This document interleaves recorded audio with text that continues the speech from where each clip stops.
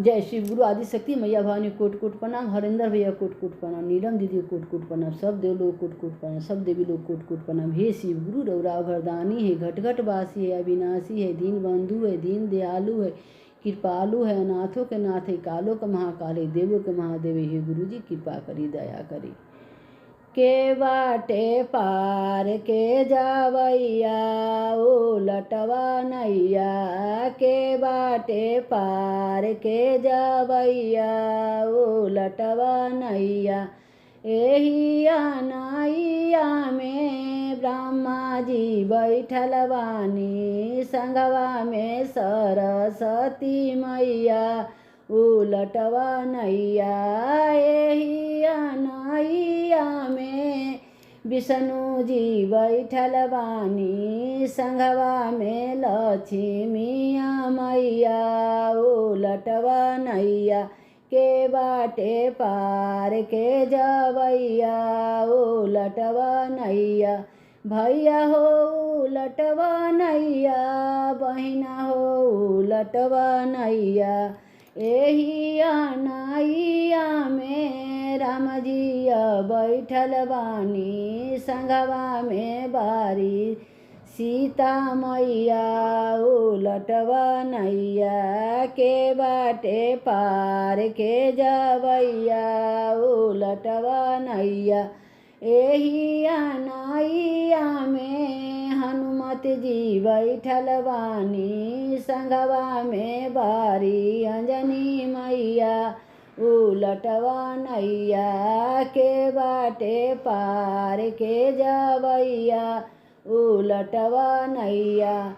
एहिया नैया में कृष्णा जी बैठल बानी, एहिया नैया में कृष्णा जी बैठल बानी, संघवा में बारी राधिका मैया उलटवा नैया।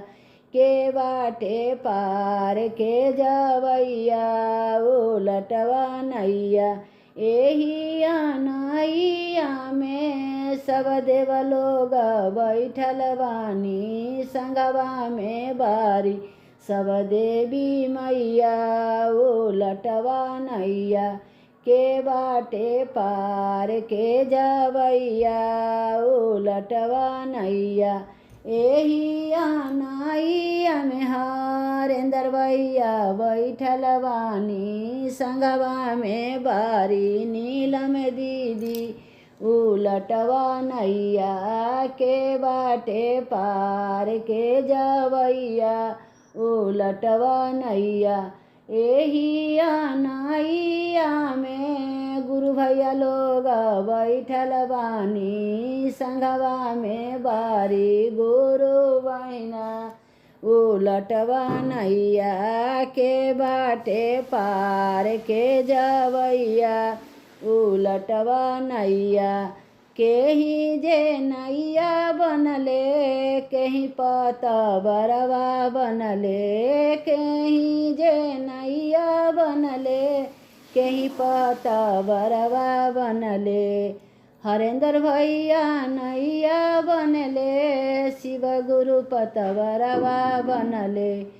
कुछहु ना लिहले खेवैया उलटवा नैया, कुछो नाही लिहनी खेवैया उलटवा नैया। के बाटे पार के जवैया उलटवा नैया। हरा हरा महादेव दया करो महादेव, कृपा करो महादेव। आदि शक्ति मैया भवानी की जय, सच्चे दरबार की जय।